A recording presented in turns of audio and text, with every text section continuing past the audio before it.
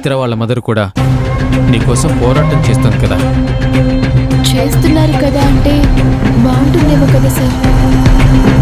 క్షమించాలి, ఆవిడ పెద్ద ఆవిడ కదా.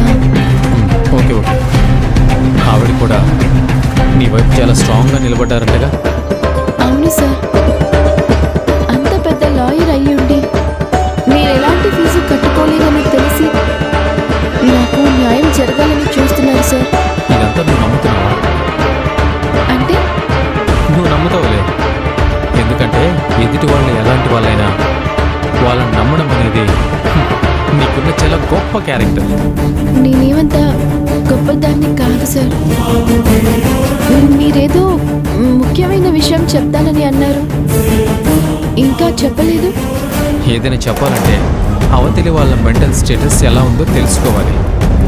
అర్థం కాలేదు సార్. సపోజ్ నేను చెప్పింది విని నువ్వు తట్టుకోలేకపోతే, ఓవర్ ఎమోషన్ అయితే, ఆ విషయంలో నువ్వు వాళ్ళని ఏమైనా చేసినా నీకేమైనా అయినా రెండు డేంజరే కదా. నేను వెంటనే అంత ఆవేశపడను సార్. అంటే నేను చెప్తోంది అబద్ధమా నిజమా అని ఆలోచిస్తాను.